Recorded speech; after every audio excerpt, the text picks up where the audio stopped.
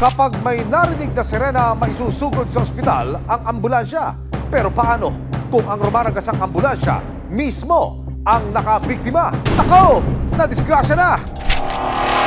Alas 6 ng gabi noong November 9, nahagip ng closed-circuit television o CCTV ang isang ambulansya na nag-counterflow sa isang kalsada sa Las Piñas City.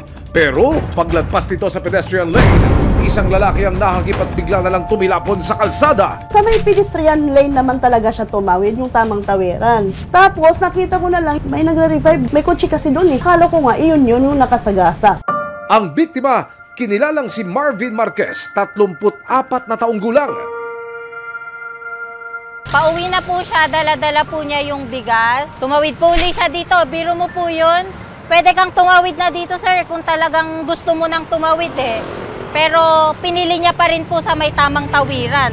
Kaya nagtataka rin kami, ma'am, talaga kung bakit nabanggapan. Malaking tanong din sa pamilya ng biktima kung totoo nga bang re-responde sa isang emergency ang ambulansya dahil ayon sa mga nakasaksi, wala raw wang-wang ang ambulansya na nakabangga kay Marvin. Kung may wang-wang nga po, maririnig po talaga yung mga taong nasa labas. So wala po talaga nakakita nung pangyayari. Ibig sabihin, silent talaga na nabangga si kuya. Wala po kayong natandaang tumutunog na sirena? Wala naman po akong natandaan. At ang mas masaklap, hindi man lang daw binalikan ng nakasagasang ambulansya ang biktima. Dire-diretso po siya. Wala pong minto. Dahil sa nangyari, nag-aagaw buhay si Marvin ngayon matapos mapuruhan ang kanyang ulo.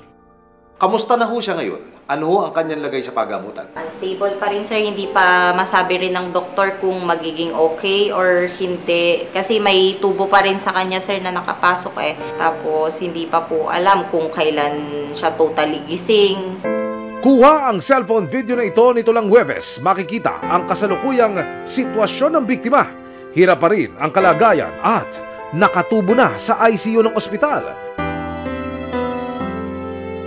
Bukod sa pangamba kung makalalabas ng buhay ang kapatid, inaalala rin nina Annabel ang tumataas na hospital bill. Ay, ano na ho nangyari sa billing niyo? Ito na nga, sir, may notice na nga po kami ng suspension of account. Magkano na ho total? 314,856 kahapon po. Then yung updated bills na naman po ngayon is 366,000 plus. Kinonsulta ng resibo sa isang abogado kung sino nga ba dapat managot sa nangyaring pagsagasa ng ambulansya. Sa ngayon, nag-aagaw buhay na si Marvin. Kailangan natin malaman kung sino ba talaga yung employer ni driver. Under our civil code, the employers kasi are liable by to the acts of their employees. Pinuntahan ng resibo ang Barangay Talon 3, Las Piñas City para kunin ang kanilang panig. Ayon sa kanila, hindi nila pinabayaan ang biktima. Gusto namin ipaalam na hindi namin sila pinabayaan kasi talagang yung unang daw namin nadagdagan yun dahil kailangan siyang i-intubate. So naging 98 siya hanggat sa makapasok siya sa ER, hanggat maibigay ko sa kanya yung pera, nagpaalam kami ng maayos. Ginawa po namin lahat po. Wala po kaming kapabayaan na ginawa sa kanya. Ipinakita rin nila ang mga kaukulang dokumento na nagpapatunay na ang mismong barangay ang nagmamay-ari ng ambulansya. Ito po yung aming ORCR ng aming ambulansya na nakarehistro. Sinubukan ding kunan ng panayam ng resibo ang driver ng ambulansya na si Ronnie Reyes. Inamin niyang hindi niya napansin na patawid si Marvin noong mga oras na iyon. Makatanggap po ako ng tawag mga 6 o'clock po, bago mag 6 o'clock ng gabi po, ng gabi ng November 9 po ng Sabado. Hindi ko po talaga naramdaman, ma'am. May tumama po sa akin tao talaga, ma'am.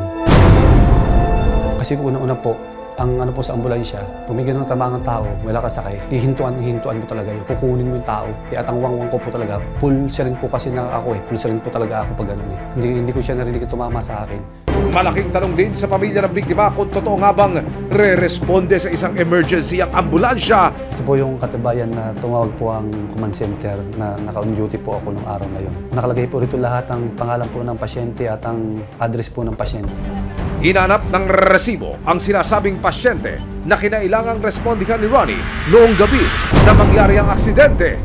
Iko-confirm lang po namin kung talagang may nirespondihan po yung barangay Talon 3 noong November 9. Yes po, meron po. Yung mother ko po. Unconscious po siya, not responding, tapos mahina na po yung heartbeat niya. Tapos Hindi siya sumasagot, ungol lang po yung sinasagot. Ito na po si nanay. Malaking tulong po kasi kung hindi po naagapan, baka wala na po mother ko. Nakasagip man ng buhay si Ronnie, isang buhay pa rin ang naghihintay ng hustisya. Humingi po talaga ako ng tawad. Hindi ko po talaga gusto mangyari to. Sana mapatawad nila ako. At gagawin naman po namin lahat yung may tutulong namin eh. Dumulog ang resibo sa Philippine National Police Highway Patrol Group o PNP-HPG na siyang isa sa mga namamahala sa mga patakaran sa daan. Sa isang driver na nag-undergo ng training, dapat po bigyan nila ng puwang ng emergency vehicle. So, iniiwasan po natin na mag-counterflow ang isang sasakyan. Because pag sinabi niyang emergency siya, what if may emergency case din doon sa kabila? Magkakaroon po ng collision dyan. Yung emergency po natin, nadagdagan pa ng panibagong emergency. So regardless kung may emergency, kailangan po sumunod po tayo sa batas trapiko. Dagdag pa ng PNP-HPG ang nangyaring aksidente na kinasangkutan ng driver na si Ronnie. Malinaw na paglabag sa batas trapiko kahit pa siya'y re-responde sa isang emergency. Sa nakita po natin, there is a reckless driving po because nag-counterflow po siya. Dito lang Biyernes, kinailangan ng ilipat ng ospital si Marvin dahil sa patuloy na pagtaas ng hospital bill. Sobrang hirap na hindi namin alam kung ano yung uunahin namin. Pare-pareho lang naman kung kaming mahihirap, nagtatrabaho. Kaya yun lang din yung kailangan namin, ma'am, sa kanila. Pinansyal, tumulong sila, ma'am. Pero ayon sa barangay, hindi na nila kayang maglabas pa ng anumang tulong pinansyal para sa biktima. Nandito kami tutulong sa abot ng aming makakaya at kung ano yung may tutulong namin. Pero hindi namin kayang i-shoulder yung dapat i-shoulder. Pero nandito kami para tumulong. Kung lalapit tayo sa Batasan, sa Malacanang, sa mga senator, sa PCSO, nandito kami hanggang tutulong kami kahit ultimo yung sasakyan para ihahatid sila para hindi po kayo kailangan mag-commute. Para maayos po natin yung problema po sa ospital. Nandito po kami, willing po kami. Ang may sasagot ko lang dyan, sir, kailan? Kailan kaya yung pag-action nila na yun na hihingi sila din ng tulong sa mga ibang gobyerno? Kasi almost 1 week na rin po si kuya ko dun sa ospital na yun eh. Kaya kailan po kaya? Nito lang Huwebes, formal lang nagsampa ng reklamong reckless imprudence resulting to physical injury si Annabel sa Las Piñas City Police Station. Sakaling mapatunayang nagkasala ang driver ng ambulansya na si Ronnie, hindi bababa sa 2 buwang pagkakakulong. Maaari raw ma-revoke o mawalan ng lisensya sa pagmamaneho. Haharapin ko po yan. Unang-una ma'am, hindi ko po tinakbuhan ng pasyente. Sana mapatawad nila ako. At gagawin naman po namin lahat yung may tutulong namin eh.